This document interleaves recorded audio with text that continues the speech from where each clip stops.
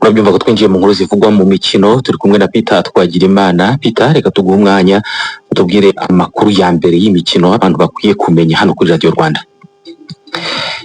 Amakuru abantu bakwiye kumenya muri iki gitondo, reka tuyahere mu ikipe ya Saba Football Club. Ni ikipe ikinwamo n'umukinnyi w'ikipe y'igihugu Amavubi Joy Lasse Michaels, yaraye itsinze ikipe ya Apoel Beersheva yo muri Israel ibitego 4-2 mu mukino wo kwishyura. Kaba rero yahise ikatisha itike yo gukina imikino ya nyuma y'amatsinda ya Champions League ya 2026-2027. Iyi kipe rero yasezereye yo muri Israel yayisezereye ku giteranyo cy'ibitego 6-4 mu mikino yombi. Joy Lasse Michaels muri uyu mukino wo kwishyura yatsinzemo igitego, akaba ari nawe mukinnyi wabonye amanota menshi kurusha abandi. Ku rundi ruhande kandi uyu munsi ku isaha y'isa 3 z'ijoro ikipe ya Aekatans ikinwamo n'umunyarwanda Kim Sahabo nayo ikina na Levski Sofia yo muri Bulgaria mu mukino wo gushaka itike y'imikino y'amatsinda ya UEFA Champions League. Mu mukino banza bari banganyije ubusa ku busa. Ku rundi ruhande mu yandi makuru ahari nuko ku munsi w'ejo ku wa kane ku itariki ya 27 harakinwe imikino ya kimwe cya kabiri ya Super Coupe hano mu Rwanda. Ku isaha y'isa 9 ikipe ya Kiyovu Sport izakina n'ikipe ya Mukura, ni nako kandi ku isaha y'isa 12 n'igice ikipe ya Kiyovu Sport izakina n'ikipe ya Police Football Club. Ishyirahamwe ry'umupira w'amaguru mu Rwanda Ferwafa ryamaze gutangaza amabwiriza n'ibihembo kuri iyi Super Coupe ya 2026. Miliyoni 40 izo zizatangwa kuzatwara igikombe avuye kuri miliyoni 20 z'amafaranga y'u Rwanda. Nako kandi ikipe izatsindirwa ku mukino wa nyuma izahabwa miliyoni 20 avuye kuri miliyoni 10. Ku rundi ruhande kandi nta mubare ntarengwa w'abanyamahanga cyangwa se abakinnyi bazaba bemerewe gukina kuri uyu mukino. Abakinnyi 20 nibo bemerewe kujya ku rupapuro rw'umukino, hagasimbura abakinnyi 7 bagasimbuzwa inshuro 3 hatabariwemo hagati y'igice cya mbere ndetse n'icya kabiri. Ku rundi ruhande kandi mu bindi bikomeje kugenda bivugwa mu gikombe cya Afrika cy'abagore muri volleyball gikomeje kubera hariya muri Kenya, ni KVB Nations Championship 2026. Ikipe y'igihugu y'u Rwanda uyu munsi irakina na RDC saa 3 mu kanya rwose. Ni nako kandi umukino ubanza ku munsi w'ejo u Rwanda rwari rwatsinze Algeria amaseti 3-0. Mu bindi bikomeje kugenda bivugwa muri basket nabwo uyu munsi harakinwa umukino wa kane mu bagore ushobora no kugena utwara igikombe cya championnat. Ikipe ya Reg Women Basketball Club irakina na The Hopes Rwanda saa 1:30 z'ijoro muri Petit Stade. Imikino 3 iheruka yose yegukanwe na Reg Women Basketball Club. Ikanitse ze tujya hanze y'u Rwanda.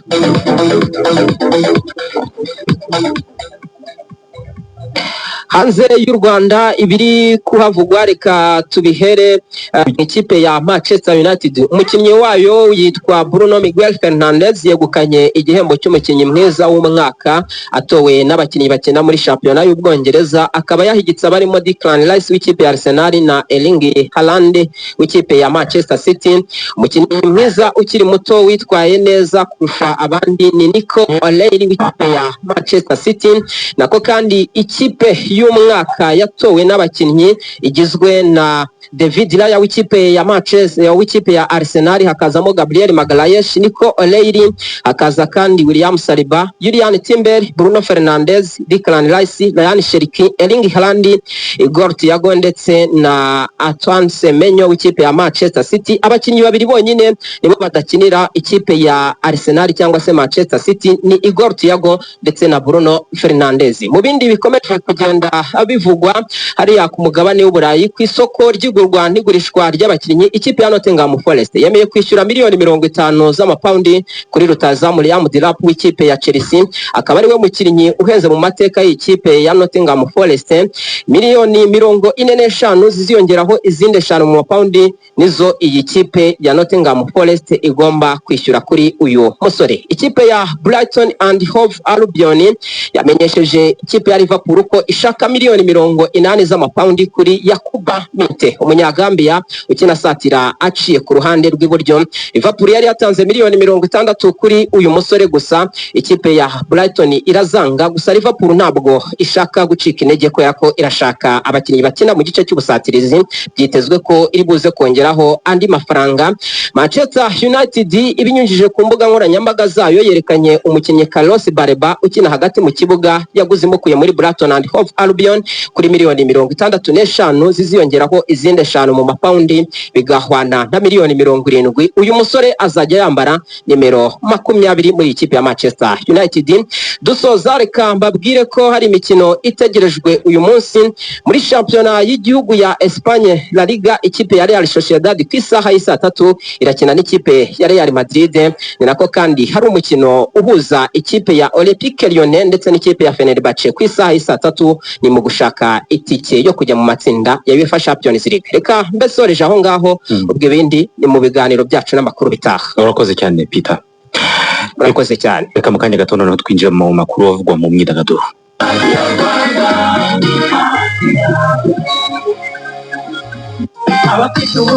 Kugira ubumuga kwanjye kwabaye nk'umwijima mu muryango no muri sosiyete. Hari amahirwe menshi abantu bafite ubumuga bavutswa, harimo no kwiga. Kubw'imiyoborere myiza y'u Rwanda, umuyobozi w'umudugudu wacu yabera urumuri kuko yabonye ababyeyi banjye ko kugira ubumuga atari ukudashobora. Nuko banjyanye ku ishuri, abarezi banyakira neza, nigana n'abandi bana bimpa amahirwe yo kugaragaza ubushobozi bwanjye. None uyu munsi narangije kaminuza, mfite akazi, fatanya n'abandi mu iterambere ry'umuryango wanjye n'iry'igihugu muri rusange. Babyeyi, urwego rw'igihugu rushinzwe uburezi bw'ibanze rurabashishikariza cyane yuko tugiye gutangira umwaka w'amashuri kugira ngo mutegure abana bose bagana ishuri. Twese dufatanyije dushyigikira uburezi budaheza. Ubu butumwa bugejejweho n'inama y'igihugu y'abantu bafite ubumuga NCPD ku bufatanye n'urwego rw'igihugu rushinzwe uburezi bw'ibanze na UNICEF.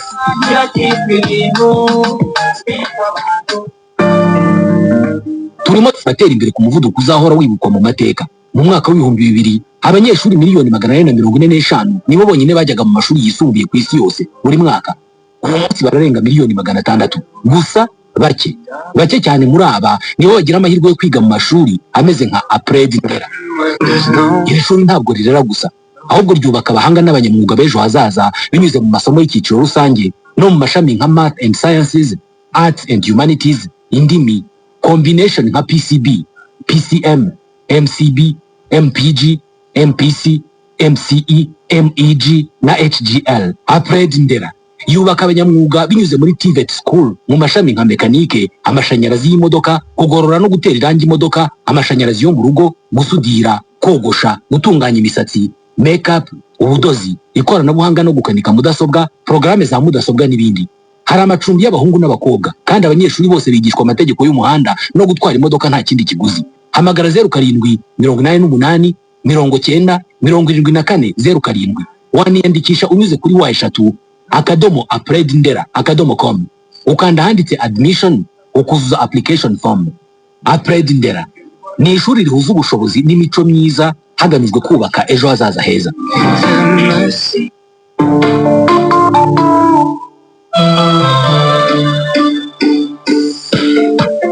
Twinjiye mu nkuru zivugwa mu myidagaduro, reka twakira mugenzi wacu Manzi. Umwanya ni wawe, tubwire ibivugwa mu myidagaduro. Urakoze cyane mwanafunzi. Reka amakuru y'imyidagaduro tuyahere hano mu Rwanda, by'umwihariko duhere ku bitaramo biteganyijwe byinshi muri mpera z'iki cyumweru, ariko duhere ku iseka rusange rizaba ku munsi w'ejo, aho umuhanzi Desidora azataramira abazitabira ibitaramo bya Gens Comedy. Mwibutse ko abareberera inyungu y'umuhanzi baherutse gutangaza ko bamubuze n'ubuyobozi bwa Black Wave buyoboye cyane na Nise Jabo Giseline, ubwo bahatitawe ku bibazo bafitanye bashobora kuzahurira hariya muri Gens Comedy bagataramira abazaba bitabiriye iri seka rusange. Mu bikubiye mu masezerano yabo bivuga ko rwose bagomba kuzakorana imyaka 5, bari mu mwaka wa kabiri. Ubwo rero amasezerano yabo mu gihe muri rusange bashobora kuzakomeza bakabasha guhurira hariya batarama. Undi muhanzi w'umuraperi uzagaragara Nize Wo Trap nawe azaba hari by'umwihariko agaragaza indirimbo ye nshya yitwa Swad ya mbere ari kumwe na Bulldog. iseka rusange ubu ngubu ku munsi w'ejo rizaba rifite rwose umwihariko kuko rizaba rigamije gusezera ku bana bagiye gusubira ku ishuri mu bindi bitaramo, kandi nanone mbabwire ko kuwa gatandatu Diamond Platnumz azataramira muri parking ya BK Arena ari kumwe na Bruce Melody ndetse na Nelly Ngabo mu gitaramo cyiswe Diamond Platnumz Experience. Ikindi gitaramo giteganyijwe ni Choir Ambassador of Christ bazizihiza imyaka 30 bamaze batanga ubutumwa bwo guhimbaza Imana ndetse no kuyiramya, ni muri BK Arena tariki 30 ubwo bizaba ari ku cyumweru. Mamereje Kampala muri Uganda, umukinnyi wa filime akaba n'umuhanzi w'umunyamerika Tyrese Gibson yakiriwe n'abayobozi n'abahagarariye inzego zitandukanye zirimo Uganda Tourism Board, icyitwa Talent African Group hariya muri Uganda. Uyu nguyu witwa Tyrese Gibson yari arasuye Uganda bwa mbere mu mwaka wa 2012, ubu akaba yagarutse muri iki gihugu mu rwego rwo kwitabira ibikorwa bitandukanye bigamije guteza imbere ubukerarugendo bya hariya, ariko nanone biteganyijwe ko azataramira mu gitaramo cyitwa Coffee Concert kizaba tariki 3 Ukwakira uyu mwaka, kikabera mu karere ka Ntungamo ahangaha muri Uganda. Wemereze i Lagos muri Nigeria, umuhanzi wo muri Nigeria witwa Tekno ubu ari mu gihe rwose avuga ko arimo kubona amahoro n'ituze mu buzima bwe nyuma yo kuba ari muri Nigeria no muri Leta Zunze za Amerika. Uyu muhanzi w'imyaka 33 yaramaze amezi 4 atuye Paris mu Faransa. Kugera kuri urwego rero avuga ko afite amahoro n'ituze. Bibutse ko uyu muhanzi Tekno yigize kuvuga ko yagize ikibazo cy'uburwayi cyatumye amara hafi umwaka wose atabasha kuvuga, ariko iki kibazo kikaza gukemurwa ubwo yabagwaga mu ijosi i New York. Kuri rero Tekno avuga ko amaze igihe i Burayi cyane cyane i Paris byamufashije kuruhuka mu butwe ndetse akaba atekereza ko ashobora kugaruka neza cyane. Ndacyaraho i Lagos, ibihembo bya The Heads, kimwe mu bihembo rwose bikomeye cyane bizwi mu myidagaduro muri Afurika, byashyize hanze urutonde rw'abahanzi bahataniye ibi bihembo imbere mu birori byabo ku inshuro ya 18. Ibirori bitegerejwe kuzabera i Toronto muri Canada mu kwezi k'Ukwakira, ariko hari abahanzi bayoboye abandi muri Nigeria. Nza guheraho umuhanzi witwa Fola ni uyoboye abandi muri uyu mwaka, aho yahiswemo cyangwa se afite nomination zigera kuri 11. Undi muhanzi bamwita Omar Lee afite nomination zigera ku 8. Umuhanzi ukizamuka witwa Mavo nawe yagaragaje rwose ko ari umwe mu bahanzi bakomeye, afite nomination zigera kuri 7. Muri rusange urutonde rw'uyu mwaka rugizwe n'abahiswemo bagera kuri 213, bikazaba ari mu byiciro bigera kuri 35.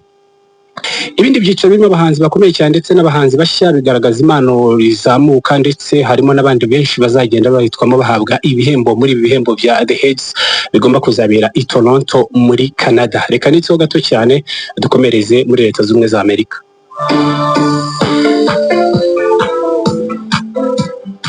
Turara ku nkuru y'akababaro umuhanzikazi Dolly Parton yitabye Imana afite imyaka 80. Uyu muhanzikazi w'icyamamare mu muziki wa country Dolly Parton abantu benshi baramuzi mu ndirimbo yitwa Coat of Many Colors ndetse n'izindi zitandukanye.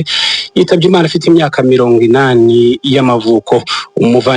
Umuhungu w'umuvandimwe we